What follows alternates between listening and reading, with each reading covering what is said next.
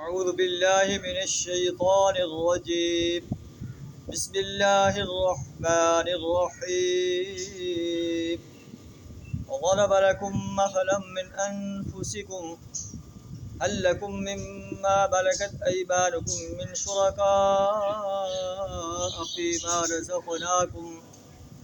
فيما رزقناكم فأنتم فيه سواء تخافونهم كخيفتكم أنفسكم كذلك نفصل الآيات لقوم يعقلون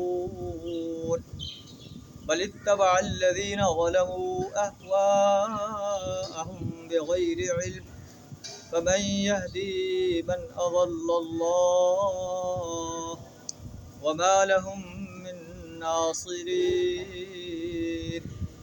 صدق اللہ العظیم. سورہ الروم آیت نمبر 28 اور 29 آپ کے سامنے تلاوت کی. ان کا ترجمہ کچھ اس طرح ہے.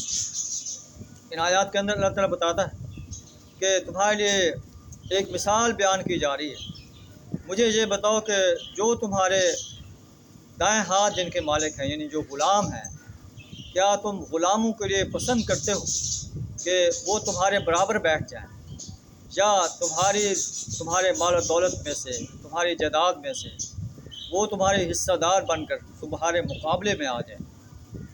اگر تم اپنے غلاموں کے لیے پسند کرتے ہو تو یہ تو پھر اچھی بات ہے، لیکن کوئی بھی مالک یہ پسند نہیں کرتا کہ اس کا غلام اس کے برابر ہو جائے، اس کی جائیداد میں سے حصہ دار بن کر اس کے مقابلے میں کھڑا ہو جائے.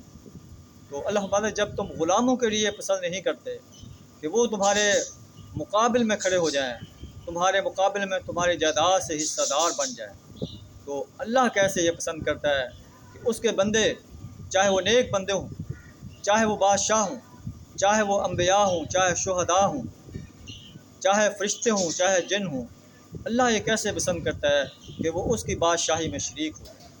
جب انسان پسند نہیں کرتا تو اللہ کیسے پسند کرتا ہے؟ اللہ کہتا ہے كَذَلِكَ نُفَصِّلُ الْآيَاتِ لِقَوْمٍ يَعْقِلُونَ. اسی طرح اللہ جو ہے اپنی نشانیاں بیان فرماتا ہے ان لوگوں کے لیے جو عقل سے کام لیتے ہیں. بَلِ اتَّبَعَ الَّذِينَ ظَلَمُوا أَهْوَاءَهُمْ بِغَيْرِ عِلْمٍ. بلکہ یہ ظالم لوگ بے سمجھے بوجھے اپنے تخیلات کے پیچھے چل پڑے ہیں. فَمَن يَهْدِي مَنْ أَضَلَّ اللَّهُ. تو جو شخص جو ہے ضلالت کے پیچھے چڑھ پڑتا ہے، اللہ کے خلاف بغاوت کا علم بلند کر لیتا ہے، سرکشی اختیار کر لیتا ہے، اللہ فرماتا ہے پھر اللہ اسے اسی طرف موڑ دیتا ہے جس طرف وہ خود چلتا چلا جا رہا ہے. وَمَن يَهْدِي مَنْ أَضَلَّ اللَّهُ. پھر اس کو کون ہدایت پر لائے گا جسے اللہ نے گمراہ کر لیا. وَمَا لَهُم مِّن نَاصِرِينَ. پھر ایسے انسانوں کا کوئی مددگار نہیں.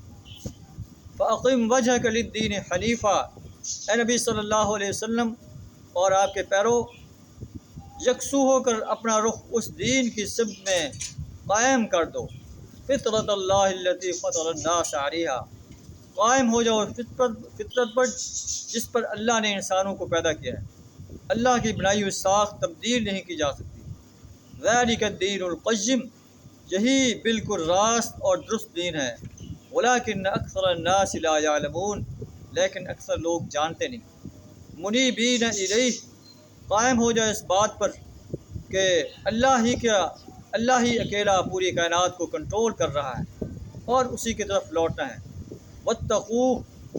اس کا تقوی اختیار کرو. اقیموا الصلاۃ. نماز کو قائم کرو. ولا تکونوا من المشرکین. اور مشرکین میں سے نہ ہو جاؤ.